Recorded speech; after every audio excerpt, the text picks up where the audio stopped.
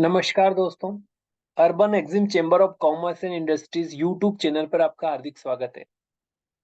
और जैसा कि हम कंप्लीट कर रहे हैं एक्सपोर्ट और इंपोर्ट के इंपॉर्टेंट डॉक्यूमेंट्स, सो हमने कंप्लीट कर लिया है bill of lading, commercial invoice and shipping bill. और आज हम कवर करेंगे बिल ऑफ एंट्री। तो बिल ऑफ एंट्री का इंपोर्ट में क्या इंपॉर्टेंस होता है, we will try to understand by this session. So bill of entry होती क्या है, पहले ये समझ लेते हैं।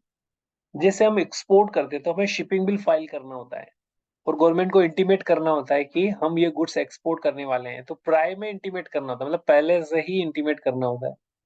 ओके, तो इन द सेम वे जब आपकी गुड्स बाहर कंट्री से आप इंपोर्ट कर रहे हो, फॉर एग्जांपल आपने कोई मशीनरी इंपोर्ट की प्रोडक्शन के लिए, तो यहाँ पे मशीनरी जो इंपोर्ट कर रहे हो तो आप गवर्नमेंट को मशीन इंडिया में आने से पहले ही गवर्नमेंट को इंटीमेट करोगे कि ये मशीन हमारी आने वाली। तो यहाँ पे करोगे क्या, आप एक चेकलिस्ट फाइल करवाओगे अपने शिपिंग सीएच एजेंट के थ्रू। ओके, तो क्या करना है कि जैसे ही आपका सप्लायर वहां से गुड्स को डिस्पैच करेगा, आपको कुछ इनवॉइस और डॉक्यूमेंट वहां से भेजेगा। तो उन डॉक्यूमेंट्स को हम सीएचए को फॉरवर्ड करेंगे और उसको बताएंगे कि हमारी शिपमेंट का ईटीए ये इस तारीख का है, मतलब कि एस्टिमेट टाइम ऑफ अराइवल इतनी तारीख का है। तो उससे बिफोर ही आपको ये इंपोर्ट की प्रिपरेशन करनी है। तो क्या करना है, यहाँ पे आपको इंपोर्ट की प्रिपरेशन के लिए आपको अपने एजेंट के थ्रू एक चेकलिस्ट फाइल करवानी है कस्टम में। तो जैसा कि शिपिंग बिल हमने फाइल करवाया था एक्सपोर्ट के केस में, वैसे ही सेम प्रोसीजर से आप कमर्शियल इनवॉइस के बेस पे आपकी जो सारी डिटेल जो होगी कमर्शियल इनवॉइस पे, वो सारी डिटेल्स उसके बेस पे, जैसे exporter importers detail, quantity, item description, HSN, value of the goods, इनको टर्म्स, पेमेंट टर्म्स, ये सारी डिटेल्स आपको वहां पे चेकआउट करनी है, क्योंकि ये सारी डिटेल आपका एक्सपोर्टर वहां पे एक उसमें जब shipping bill sorry bill of entry file करेगा उस टाइम अपडेट करेगा। तो इन चीजों को सारे को प्रॉपरली चेक करना होता है, सो दैट कि आपकी जो बिल ऑफ एंट्री वो करेक्टली फाइल हो पाए। अगर उसमें कोई किस प्रकार की आप डिटेल गलत डाल देते हो तो उससे आपको प्रॉब्लम आ सकती है। जैसे फॉर एग्जाम्पल जब इंपोर्ट कर रहे हो उस टाइम आपने बिल ऑफ लेडिंग नंबर गलत डाल दिया और शिपिंग लाइन ने जो आईजीएम फाइल किया उसमें बिल ऑफ लेडिंग नंबर कोई और है, तो दोनों का यहाँ पे डिटेल मैच नहीं होगा, जिसकी वजह से आप यहाँ पे एरर आ जाएगी, आईजीएम एरर, जिसकी वजह से आपकी शिपमेंट क्लियरेंस पे रुक सकती है और आपके ऊपर आपका जो गुड्स पे डेमरेज और डिटेंशन लग सकता है। और दूसरी चीज, ये बिल ऑफ एंट्री जब हम फाइल करते हैं तो मैं फ्राई में फाइल करना, मतलब कि शिपमेंट आने से पहले ही फाइल करना है। ऐसा नहीं कि शिपमेंट आ गई और उसके बाद आप बिल ऑफ एंट्री फाइल कर रहे हो, तो ये आपके ऊपर इसमें काफी गवर्नमेंट हाई फाइन लगाती है, 5,000 रुपीज पर डे लगाती है अगर आप ऐसा करते हैं। जैसे आपके गुड्स पोर्ट पे आ गए लेकिन आपने बिल ऑफ एंट्री नहीं फाइल किए, तो इस केस में आपका क्या होगा कि जो गवर्नमेंट है वो फिर फाइन लगा देगी 5,000 रुपये पर डे। जैसे सेकंड डे थर्ड डे तक तो 5,000 ही रहेगी, लेकिन फोर्थ डे से ये हो जाएंगे आपके 10,000 पर डे। जैसे फॉर एग्जांपल के लिए आपने आपकी शिपमेंट पोर्ट पे आ गई और आपने 4 दिन से बिल ऑफ लेडिंग फाइल नहीं की, तो स्टार्टिंग के 3 डेज तक 5,000 लगेंगे, तो 15,000 हो जाएंगे, और फोर्थ डे आपको 10,000। तो यहाँ पे आपको 25,000 पे करने होंगे 4 दिन के, तब जाके आपको कस्टम क्लियरेंस और सारी प्रोसेस आपकी कंप्लीट हो पाएगी। तो समझने की बात ये है कि जब भी इंपोर्ट करो आपको ये चीज का ध्यान रखना है कि टाइमली आपको डॉक्यूमेंट सीएचए एजेंट को फॉरवर्ड करने हैं और चेकलिस्ट अप्रूव करके बिल ऑफ एंट्री फाइल करवानी है। अगर ऐसा नहीं करते तो आपको फिर पेमेंट देने के लिए इंडियन कस्टम को तैयार रहना है। Okay, so bill of entry जो डॉक्यूमेंट है, अब इसमें और इम्पोर्टेंस क्या है बिल ऑफ एंट्री का।